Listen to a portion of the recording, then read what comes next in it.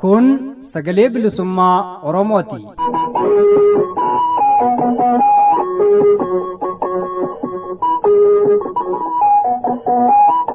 Sagaleen bilisummaa Oromoo dambalii gabaabaa meetir baandii 19 kiiloo heerzii 15,420 irratti jimaataa fi dilbata galgala sa'aatii 8 hanga sa'aatii 8 walakkaatti afaan Oromootiin roobii ammoo galgala sa'aatii 8 hanga sa'aatii 9tti afaan Oromoo fi qophiilee dabarsuu amma jalqaba. Kun sagalee bilisummaa Oromooti.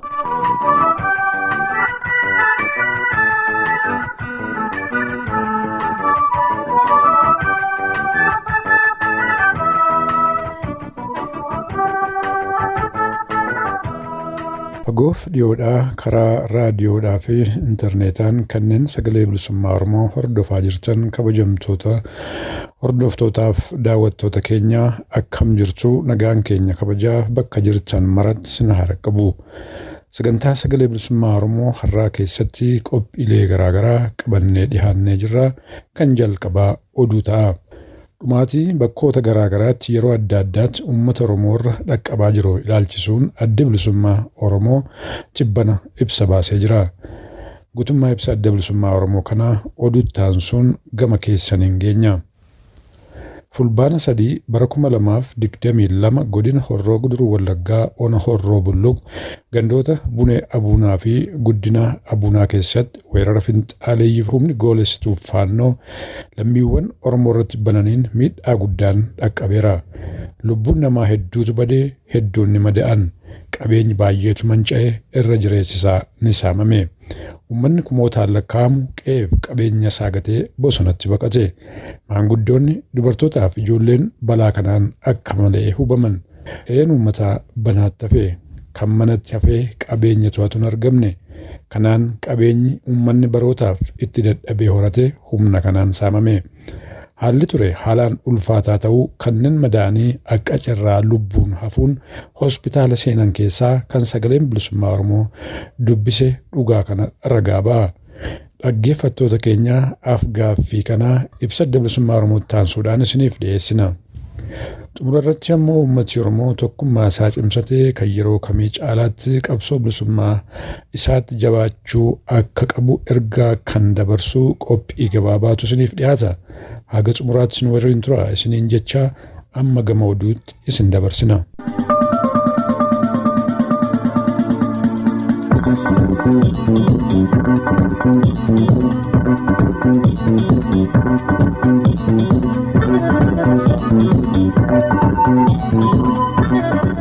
Irra deebiin akkam jirtu kabajamtoota dhaggeeffattootaa fi hordoftoota keenya. Amma dabareen kan oduuti. Oduu waliin kan si waliin turu Anmoosisaa Nagaasati. Ajjeechawwan Oromoo irratti tibbana lixa Oromiyaa Horroo Guduruu Wallaggaa dabalate gola Oromiyaa keessatti haala suukaneessaa ta'een raawwatamaa turee fi jiru balaaleffachuun ABO'n ibsa baase. ABO'n uummanni Oromoo hammeenyaa fi ajjeechaa seera idil addunyaa cabsuun irratti raawwatamaa jiru ofirraa ittisuu qaba jechuun fulbaana 6 2022 ibsa baaseen beeksise. Hordoftoota keenya guutummaa ibsa kanaa oduutti aansinee kan isinii dhiyeessinu ta'a. Finfinnee fi naannawa Finfinneetti ilmaan Oromoo irratti dhaansa baatee itti fufe. Barreessituu kitaabaa ulfaatee kan taate yeroo sana barraa dabalate namoonni biroo torbee kana keessatti kan mootummaa bilchiginnaatiin magaalaa Finfinnee fi naannawa isheetti qabamuun hidhamuun beekame. Namoonni qabaman kan ammaaf maqaan isaanii Saabaa'oo Qaqqabe, Weellisaa Tulluu Taaddasaa, Siinaan Huseen, Eliyaas Laggasaa fi Gammachiis Hambasaa yeroo dhiyoos Finfinnee keessaa qabamuun hidhamaniiru. Haaluma wal fakkaatuun naannawa Finfinnee magaalaa Sulultaa fi Caancoo keessaa dargaggoonni baay'een qaamota nageenya mootummaan qabamanii hidhamaa jiraachuun gabaafameera. Fulbaana 4 irraa eegalee sirni mootummaa bilchiginnaa dargaggoota waraqaa eenyummaa hin qabne sababa godhachuun daandii fi mana jireenyaa irraa humnaan qabuun hidhaa jiraachuun jiraattonni Saabaa'ootti himaniiru. Kaaba Shaggar Ona Yaayyaa Gullallee magaalaa Fittaal keessatti namoonni dhibboottan lakkaa'aman hidhamanii jiraachuu jiraattonni dubbatan. Oromiyaa keessatti hidhaan murna biltsiginnaan ilmaan Oromoo irratti hammaatee kan jiru yoo ta'u, warreen hidhaman keessas namoota hedduu manni murtii bilisaan gadhiisus waajjirri poolisii garuu ajaja mana murtii cabsuun of biratti qabee daraaraa jira. Akka kanaanis godina kaaba shaggar ona yaayyaa gullallee keessatti waraanni mootummaa biltsiginnaa fi kaabinoonni onichaa waliin ta'uun hawaasa keessaa dhalatan irratti gocha suukaneessaa dhala namaaf hin malle irratti raawwachaa turan daraan hammeessanii jiraachuu jiraattonni naannichaa dubbataniiru. Magaala Fittaal keessatti namoonni gandoota onichaa dhufan achi keessatti daraaramaa kan jiranii fi manni murtii bilisaan gadhiisus isaan garuu hidhichuma keessatti nama dhimmi isaan furu dhabuun rakkachaa kan jiran ta'uu beekameera. Namoota maqaan akka Balaa Itaaddasaa, Roobaa Asaffaa, Tashoomaa Birhaanuu, Asaffaa Odaa fi Abrahaam Alamuu kanneen jedhaman manni murtii akka isaanii qoratee bilisaan gadhiisus waajjirri poolisii diduun ji'oota 2 oliif manuma hidhichaa keessatti tursiisee argama. Fiqiruu Nagaashuu, Kinfuu Fiqiruu, Mahadar Addaamuu, Hojiisaa Wandimuu, Tasfaayee Biraanuu, Dinquu Shifarraa, Fisaa Shifarraa, Haftaamuu Shifarraa, Biraanuu Dhaabaa fi kanneen biroo maqaan nu hin gahin manni murtii olaanaa fiichee bilisaan kan gadhiise ta'us waajjirri poolisii godinichaa ajaja mana murtii irraa darbuun hidhee daraaraa jiraachuu maddeen keenya saaba'uuf ibsaniiru. Mana hidhaa kana keessattis manguddoon Alii Tolchaa jaarsi umurii 57 dhukkubsatanii yaala dhorkamuun du'aa fi jireenya gidduu jiraachuu maddeen keenya dabalanii ibsaniiru. Mootummaan biltsiginnaa dargaggoota humnaan qabee gara mooraa leenjii waraanaatti ergaa jiraachuun ibsame. Fulbaanaa 3/2022 godina Harargee lixaa ona Xullotti waraanni mootummaa ganda gammachiis qubsiifamee dargaggoonni yeroo gabaaba'uuf deeman karaa irraa eeguun qabuun gara mooraa leenjii waraanaatti ergaa jiraachuun gabaafame. Waraanni ganda gammachiis qubsiifame kun magaalaa Hirnaa seensuunis dargaggoota hedduu manaa fi daandii irraa humnaan qabuun gara mooraa leenjiitti ergaa jiraachuun maddeen keenya ifa godhan. Yeroo ammaas dargaggoonni naannoo baay'een sodaa irraa kan ka'e qe'ee ofii irraa gara magaalota ollaatti baqachaa jiraachuun ibsameera. Jaarmiyaaleen hawaasaa 30 ol walitti dhufanii yaamicha nageenyaa dhiyeessuuf turan akka ibsa gaazexaaf hin kennamne dhowwamna jedhan.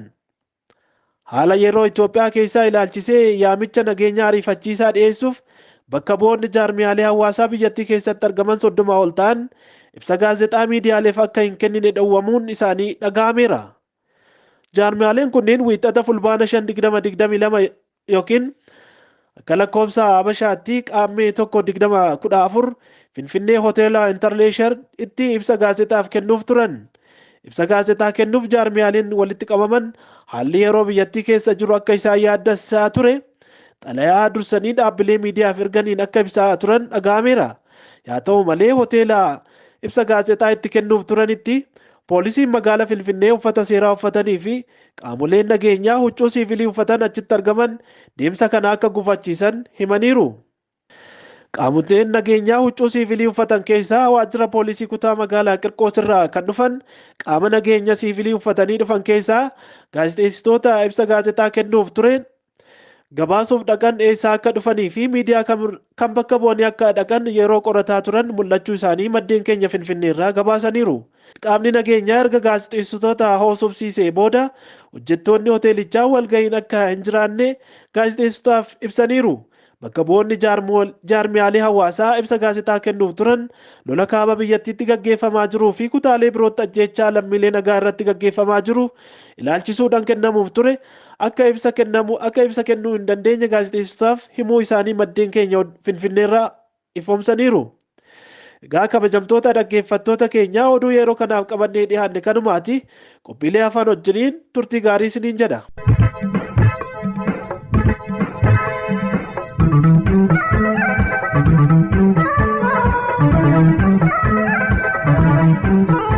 Dhaggeeffattoota keenya kan nagaa jirtan kun sagalee bilisummaa Oromoo sagantaa afaan Oromooti.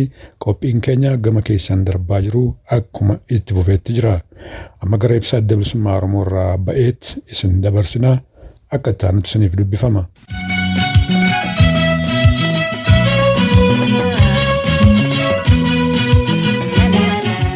Uummanni Oromoo hammeenyaa fi ajjeechaa seera idil addunyaa cabsuun irratti raawwatamaa jiru ofirraa ittisuu qaba.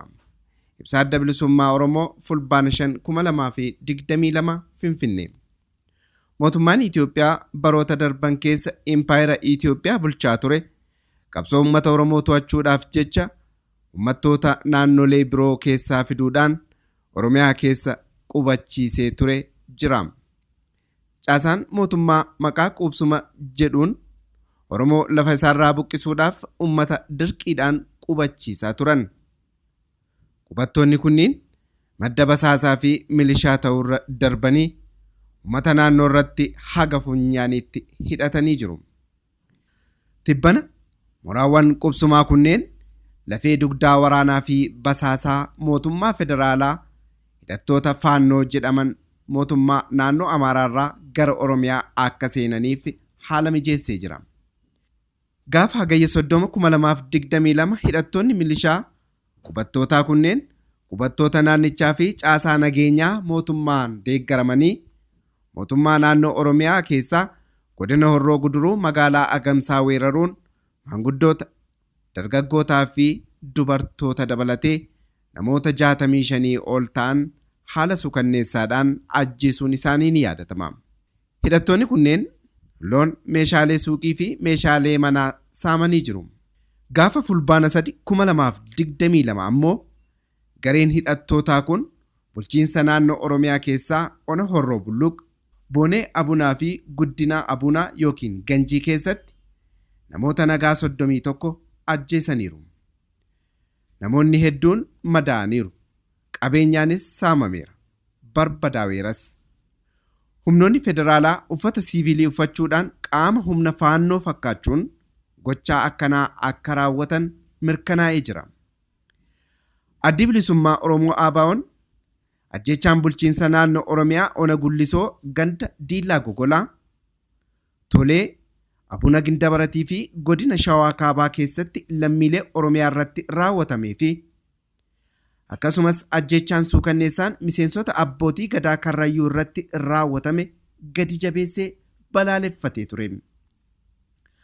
Ajjechaan kun hundi gareewwan caasaa mootummaa waliin hidhata qabaniin yookiin bakka humnoonni mootummaa beekanis ta'e osoo hin beekin gartuulee hidhatan waliin hiriiruudhaan nageenya mirkaneessuu waan dhabaniif kan raawwatame ta'uu shakkina.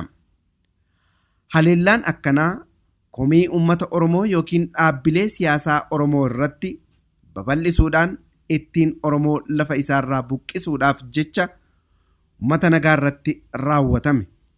Hooggantoota caasaa mootummaa keessa jiran dabalatee qooda fudhattoonni mootummaa wayita gartuulee Oromootu ajjechaa raawwate jedhame ba'anii ifatti balaaleffachaa kan turan yoo ta'u, wayita Oromoon ajjeefamu ammoo callisanii jiru.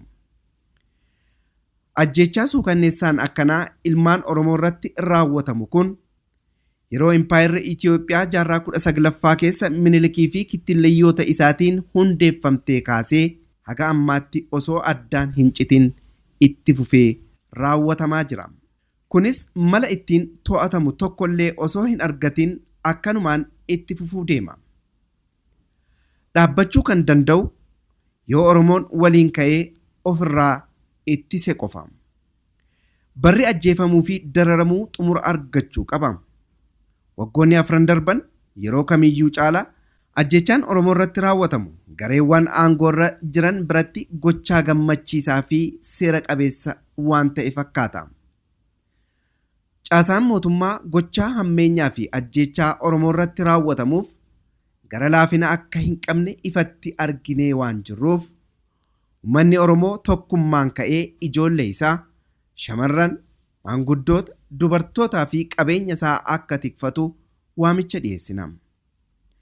Akkasumas hawaasni idil addunyaa bu'uura tumaalee seera idil addunyaa fi portokoolii eegumsa mirga namoomaatiin dirqama isaanii akka ba'an waamicha dhiyeessina. Kanaanis gochaa akkanaa balaaleffachuu qofa osoo hin taane mootummaa lammiilee isaa gidduutti loogii uumuudhaan du'a uummata nagaa bu'aa siyaasaaf itti fayyadamu kana tumsuu dhaabuu qaba. Injifannoo uummata bal'aaf Adda Bilisummaa Oromoo fulbaana 5 2022 Finfinnee.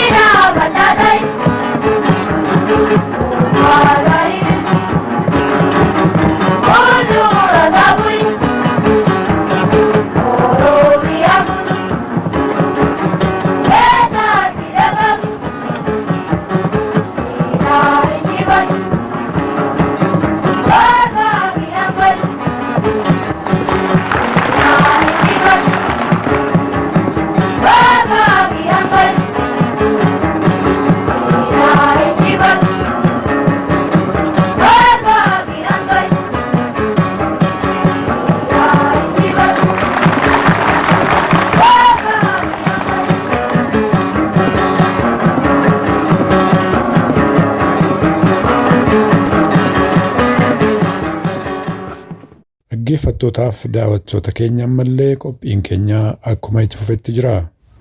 Maatii tibbana humni finxaaleyyii fi goolessituu faannoo lammiiwwan Oromoo ona horoo bulluq gandoota bunee abuunaa fi guddinaa abuunaa keessatti argaman irratti raawwatan kan ilaaluun nama madaa'ee lubbuudhaan hafuun yeroo ammaa hospitaalatti argamu haasofsiifnee jirra kunooti.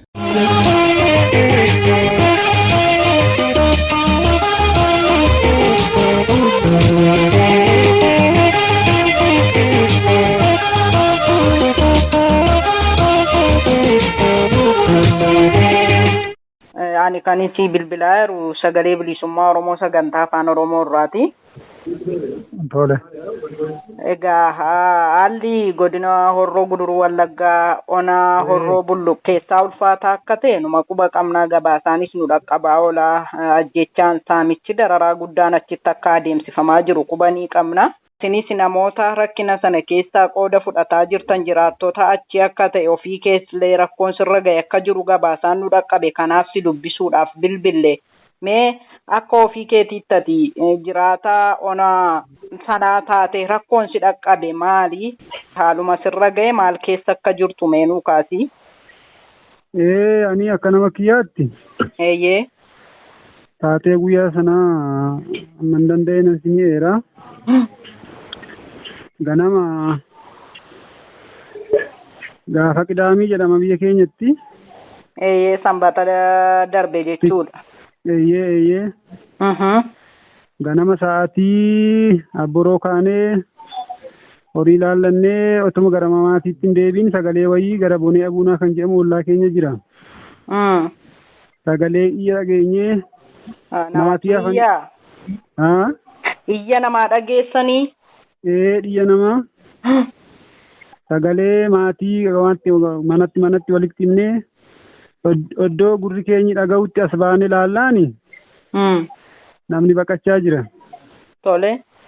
Sanuma laallee wallaalaa ishee daa'ima socho'uu hin dandeenye guurree gara caakkaa garuma taate ta'etti gara lubbuu nu baasutti otoo imalaa jirru waanuma isaan nu marsaniiran argine. Tole eenyu kan isin marsu kun? Egaa maal beekna hidhannoo qaba hidhannoo guutuu. Qaama kana jedhe waan isiniif ibseen qabu. Yaa'u afaan xiqqoo gara Amaaraatti caala malee qaama kana jedhee kan nuti ibsine yoo ibe shanee jedhanii iddoo tokkotti gaafatan shaneen jirti jedhu. Shanee isin gaafatu? Shanee gaafatu walakkaa tokko. Uffannaan isaanii yoo uffannaa qaama federaalaa yookaan poolisoota maal kana waan fakkaatu waan irraa adda baafattan qabdu uffannaa isaan uffatan irraa. Akka qaama kiyyaatti kan hin arge. Waluma keessa wal makaa qabu wal makaa kan mootummaas jira. Uffati kan mootummaas jira uffanni siviilis jira. Kan siviilii uffatanis keessa jiru jechuudha. Tole waggaa isin marsan kanatti maal jedhani? Egaa nuyi qaama kiyyaatti ijoollee ishee wallaalaa achi baqachiifneetu. Qabeenyumtiin malarraan gana naannootti warri xinnoo lubbuu qabnu eeboo gajamoo qabannee waa jechuuf gaafa yaallu wantichi ulfaata. Ittisa ofirraa gochuuf yaaddanii gara qe'eetti haftanii. Eeyyee. Tolee. Kanuma gaafa laallu isaan kallattii qabanii namoota duubaan dubartiin isin jirti meeshaa mana diiguu jalqabanii dhukaasanii fayyuma dhukaasu dura. Qilleensuma irratti dhukaasanii mana uummataa kanuma keessan faa diiguu jalqaban jechuudha. Eeyyee haalicha dhokannee gaafa laallu hidhannaan sun ulfaataadha. Egaa garuma lubbuutti gaafa deddeebi'u baquutti yaallee. Eeyyee. Kallattii ta'utti gaafa dhokannu inni jalqaba akka asasaa deemu ajjeecha nama jalqabe. Kan nama akkamiitinni? Warra hidhannoo guutuu qabu isaan. Nama ajjeesuu jalqabee dura bu'ee. Warri kaanii haga isaan mana diiganii qabeenya saamanitti hin ajjechaa jalqabee jechuudha. Maarree. Baay'inni isaanii hagamtaa jettee yaadda tilmaamumaan jechuudha. Warri akka ganda kiyyaatti dhufanii gara 5,500 ta'u. Tolee. Egaa nu marsan jennaan yaa'u ijoolleen horiin kallattii biraarra deemanii isaan qaama qaqqaban hin gadhiifne nuun keessatti hafne nu marsanii. Egaa maal goona garuma lubbuun baaftetti boollatti maalitti nam'inee hin dandeenye qaama argate nu miidhuu jalqabani.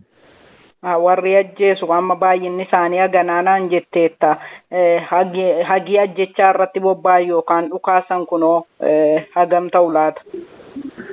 Egaa hunda garamitti argina caakkaan nu bukkee jira warri taraaraa wayiin immoo tulluu qabatanii jiran yogguu mul'atanii baay'ina qabu. Meeshaa gurguddaan illee ni tokka'a. Meeshaa akkamii qabatanii jiru laata waan hubattan qabdu? Waan agarra keessaa meeshaa akka matireesii akka isaa diisqaa jedhan kana 3-4 ta'anii baatu. Tole. Inni kaan immoo kilaashii kana waan meeshumti haaraan kun gugurraatti muni galteetti egaa maal beenna bifa ishee malee maqaa ishee maal beenna walakkaa ishee. Tole egaa meeshaa kana hunda akka qabatanii fi qaami isaa wajjin wal rukutan qaami hidhate naannoo sana hin jiru jechuudha. Uummatuma harka qullaa irratti meeshaan mana ga'u qabatanii ka bobba'an. Qaamni biraan kan isaan lolu hin jiru naannaa keenya siruma isaayyuu. Egaa deebanii yeroo bakkeerraa horii hoolaa re'ee jabbii kana kan hin jedhamne yeroo dachaafatanii qajeelani.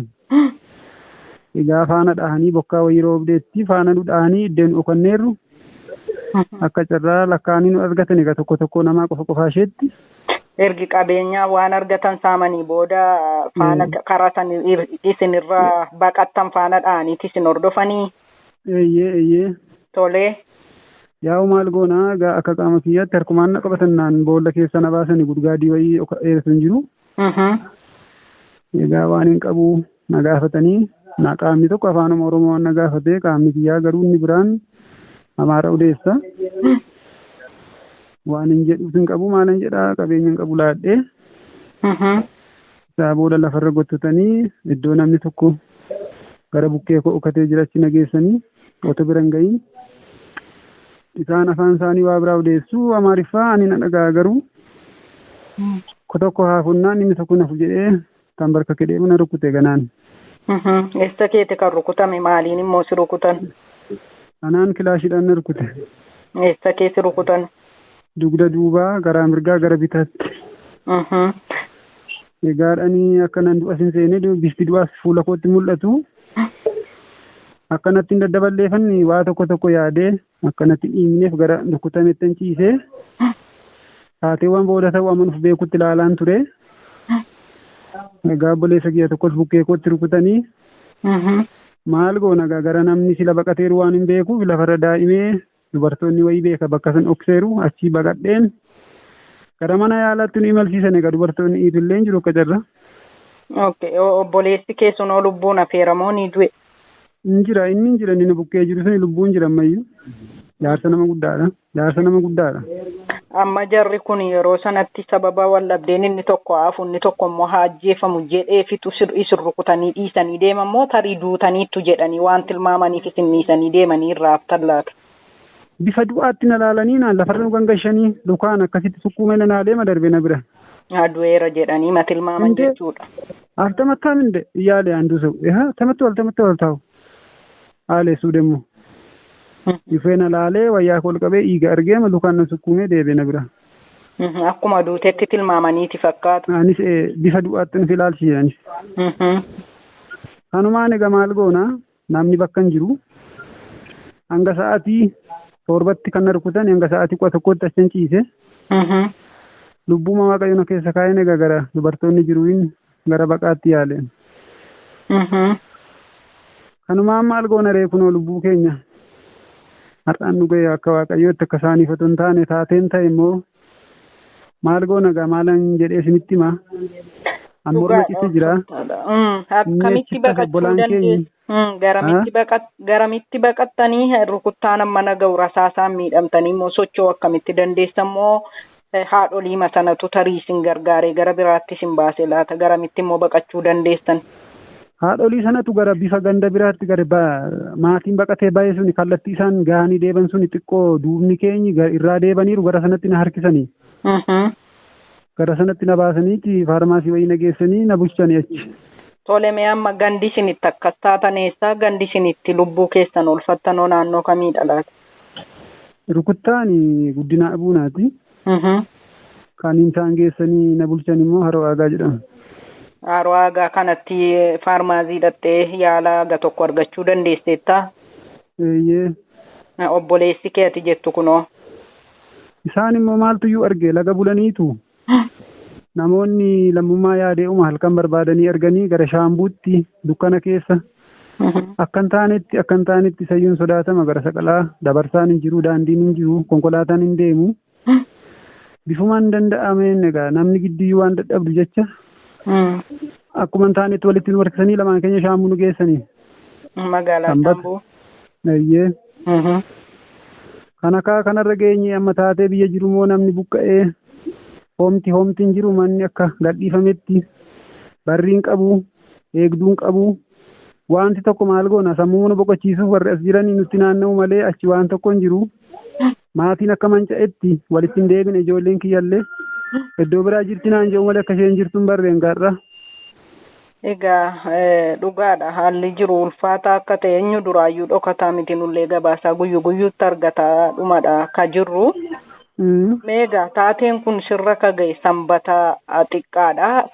Bakkee bultaniiti sanbata guddaa gara magaalaatti ba'uu dandeessan natti fakkaata akkanaan jechaa jirtutti. Eeyyee. Mee maatii koollee quba hin qabu du'aaf jiraa isaanii jetta amma maatti waan quba qabdu hin qabdu. Eeyyee. Namoonni guyyaa sana ajjechaan irra ga'e yoo odeessa qabaatte namarraas ka dhageessu ta'e haga dhokadhee haga hin danda'e waa hordofaan ture haga jetteetti waan beektu yoo qabaatte mee. Namoonni lubbuun darbanii namoonni akka keessan qaamaan miidhamanii immoo rabbi lubbuu isaanii hambisi hagamin ta'u laata waan irraa quba qabdu qabdaa?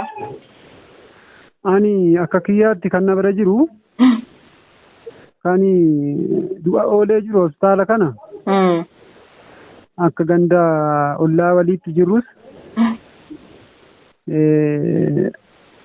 obbo Abarraa Dubo jedhamu lubbuun jiru. Obbo Kumarraa Gurmuus jedhamu lubbuun jiru. Soorii Fiqaaduu jedhama dargaggoo. Obboleessa biraa ajjeechanii innillee lubbuun na bira jira. Namee Fiqaaduu jedhama. Lubbuu oolee jiranis na bira. Namoota kana kan na bira jiru lubbuudhaan. Warruma qaamaan wal bira jirtan kana qofa malee warra kaan maatii kee dabalatee maalirra akka jiran homaa quban qabdu jechuudha. Quban qabu sakaan warra du'an immoo kan hin beeku ka naannoo kootti. Warra dhawaalanii dhufanii amma na dubbisaa jiran namoonni. Obbo Fufaa Galataa kan jedhaman nama guddaa. Tollaanii Gammachuu kan jedhaman isaanis nama guddaa. Dargaggoo Beenyaa Shobbee kan jedhamu qeerroo. Tashoomee Ubinee kan jedhamu abbaa maatii. Kana gaa ollaa kootiillee. Moosaalataas kan jechuudha. Moosaalataas kan jedhamu kuni ollaa koo warra wajjin jiraannudha. Gandoota ati keessatti rakkoon kun isin mudate bakka jiraattu dabalatee gandoonni ollaa keessanii haaluma wal fakkaataa kana keessummeessaa jiru moo tarii ganduma keessan sanarratti laata rakkoon kun kan raawwataa jiru? Rakkoo hamaani ganda bonee abuunaa ollaa keenya iddoo jala qabanii. Tarreessee onsinuu fixuu baadhullee odeeffannoon nu ga'eeru naannoo nama 41 irra ga'aniiru amma. Tole. Galaana keessaa kan morma citee bishaan tufuu hallayyaa keessaa kan ba'u hanga har'aayyuu.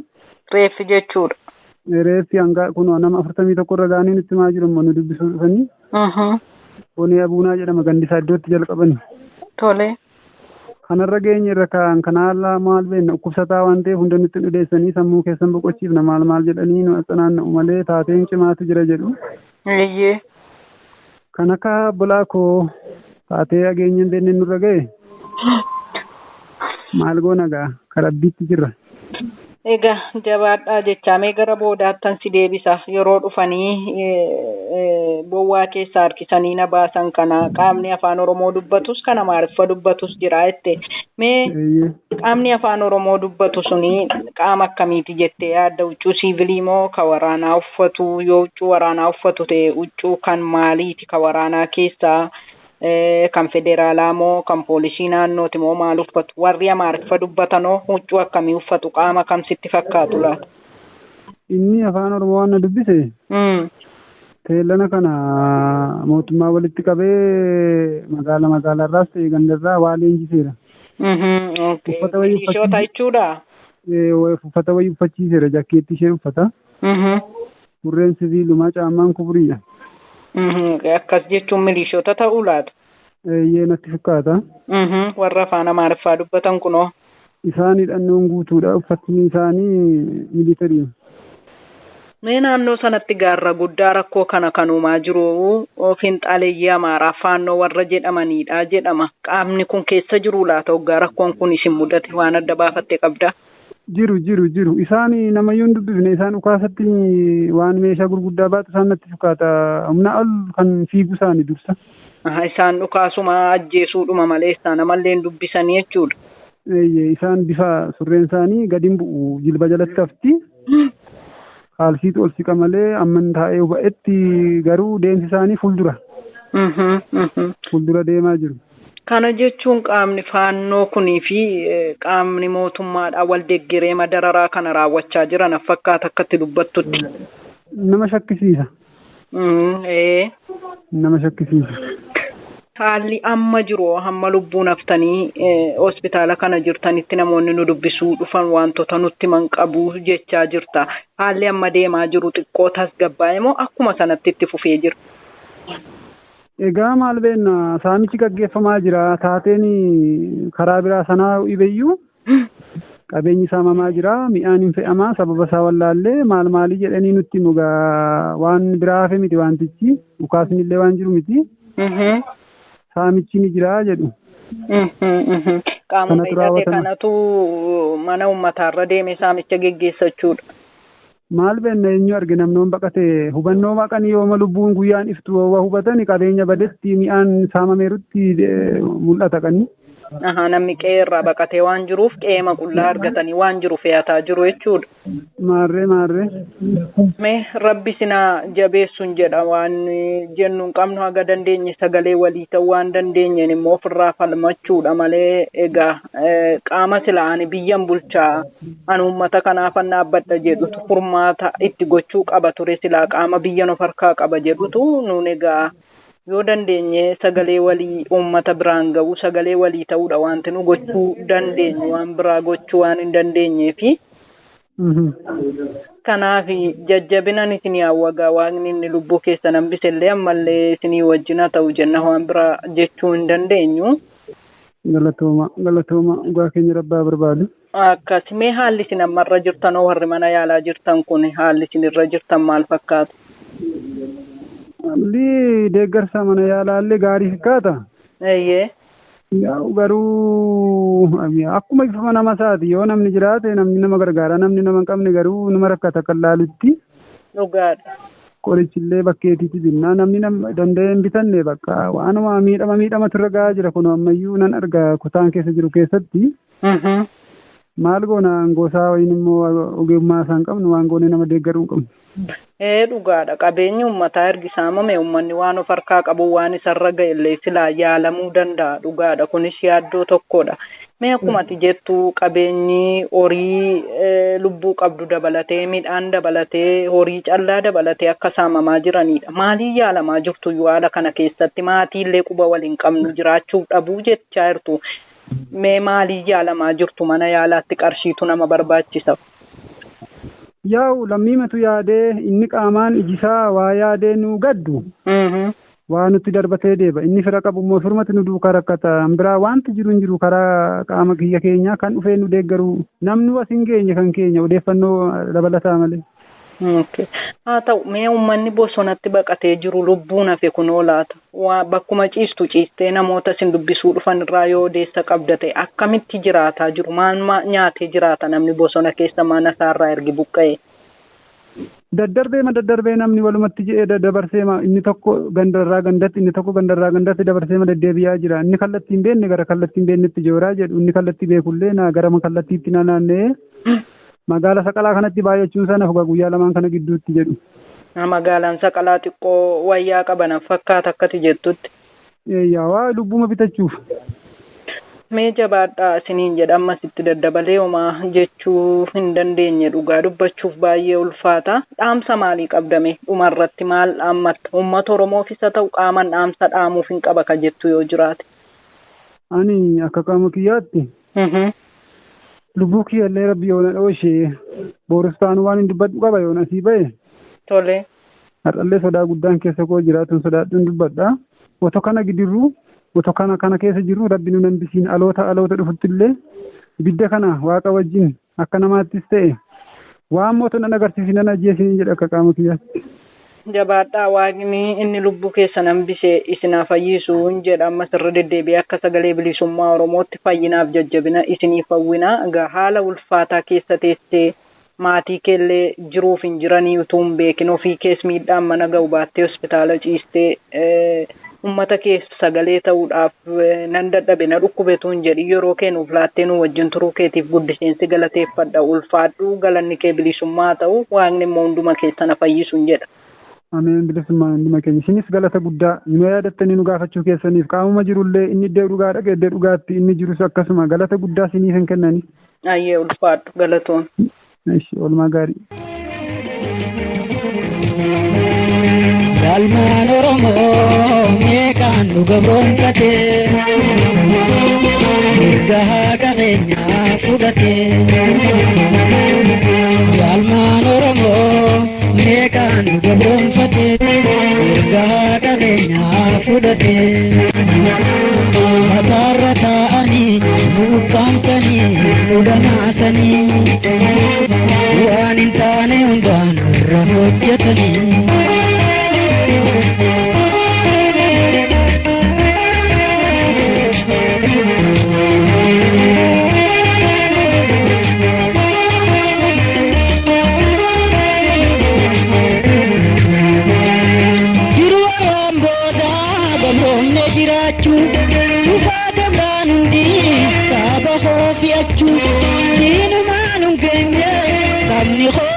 Asirra maayida Oromoon harroomu asirra raawwattee Oromoon harroomu ilmaan Oromoo meeqaan nu gabroonfatee mirga qabeenyaa fudhatee. Ilmaan Oromoo meeqaan nu gabroonfatee mirga qabeenyaa fudhatee.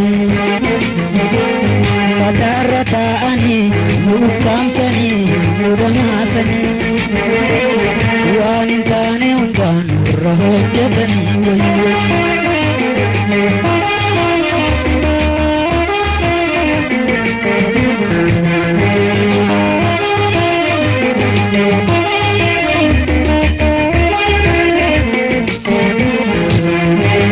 Shanyidoonni qabduu maqasii harkatti. Harkatti galfatte kutaa teenya dabree inni nu gurmeessu har'a booru jechaan taa'ee otoon obsu har'a booru jechaan taa'ee otoon obsu. Ilmaan Oromoo meeqaan nu gabroonfate mirga qabeenyaa fudhate. Ilmaan Oromoo meeqaan nu gabroonfate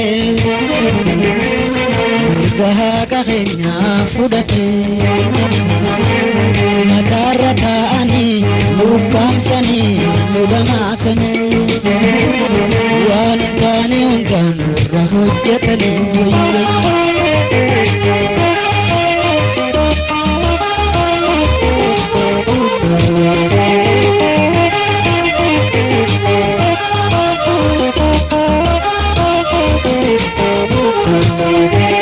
Tokkoliinan qabdu Oromoon gootota wiliin kaadhimamtu bahaati jaynoota kutaan kudha tokko lafa Oromoota injifannaan teenya yaalmaan Oromoota injifannaan teenya yaalmaan Oromoota yaalmaan Oromoo meeqaan nu gabroomfate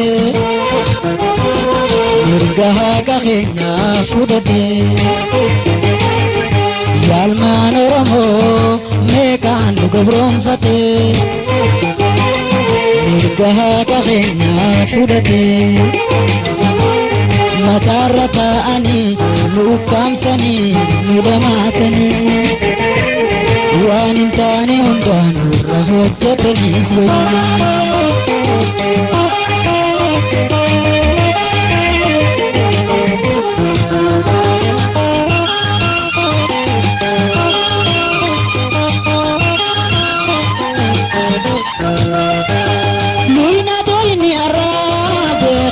kan kabu ya katina sodak mata asaga kabu namni abadwe bekisenan dabu robana haraya halikke sagubu robana haraya halikke sagubu yalman Oromo mekan nu gabroomfate mirga haqa keenya fudhate yaalmaan Oromoo meeqaan nu gabroomfate mirga haqa keenya fudhate mataarra taa'anii nu ukkaamsanii nu dhamaasanii waan hin taane hundaan nurra hojjetanii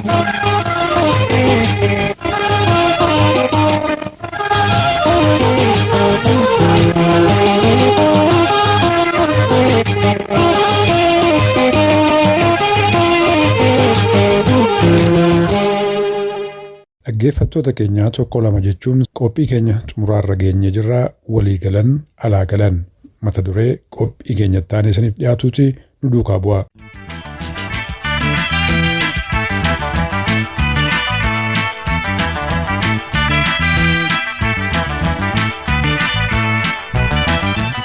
Walii galan alaa galan lolli dirree Oromiyaa keessatti geggeeffamaa tureefii jiru lola mooraa qabsoo bilisummaa Oromoo fi mooraa Empire Itoophiyaa gidduutti geggeeffamaa tureefii jirudha.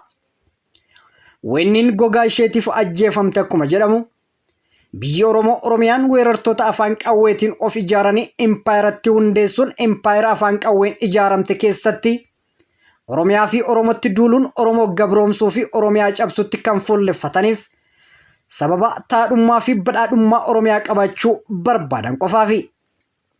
Sababni ijoon uummanni Oromoo fi saboonni cunqurfamoon Oromiyaa keessaa lammiileen Oromiyaa qeefii qabeenya isaanii irratti dhiigni lola'uuf dhiibbaa fi dhiirtaa weerartoonni gita bittoota Habashaa saamicha qabeenyaa fi babal'ifannaa lafaaf taasisaniin abbaan qe'ee dhawaataan sirnoota dhufaa lufaa Empireetti keessatti gidirfamaa, hiraarfamaa, hidhamaa, qeefii qabeenyaa isaarraa buqqaafamee rakkattuu fi kadhattuu taasifamaa, osoo qabuu dhabee agabee beelahaa, ajjeefamaa jiraataa ture. Ammas roorroo lakkuun waadamee waxalamaara.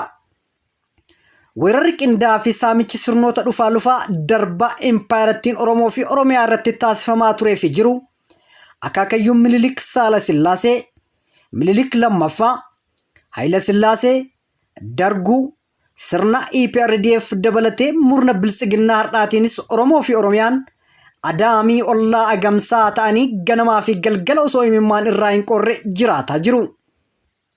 Uummanni Oromoo bal'aan akka sabaatti of ijaaree saboota cunqurfamoo hammachuun akka lammiilee Oromiyaatti wal ijaaree roorroo alagaa ofirraa findhaarsuuf harqoota gabrummaa ofirraa cabsuuf qeefii qabeenyaa isaa irratti abbaa ta'uuf ilaalcha aayidoloojii qabsichaa mooraa qabsoo bilisummaa Oromoo keessatti geggeeffamaa turee fi jiru sabboonummaa, bilisummaa, walabummaa, birmadummaa, mirga abbaa biyyummaa, dimokiraasii fi walqixxummaa sabaa fi sablammootaa qabsaawaa fi turee fi jiru galii isaan gaachuuf yeroo kamiyyuu caalaa yeroon kun yeroo irra tokkummaa hin sharafamneen socho'uu qabudha.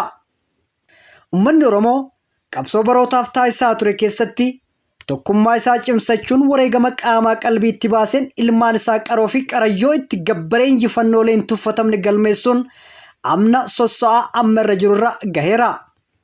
Uummanni Oromoo harqoota gabrummaa jaarraa tokkoof walakkaa oliif irra ture ofirraa kuffisee mirga abbaa biyyummaa isaa deebisee gonfachuuf bilisummaa diinaan sarbame deebifachuuf walumaa gala hiree ofiin murteeffachuuf wareegama qaqqaalii boru galmee seenaan tarrifaman baasaa as gaheera.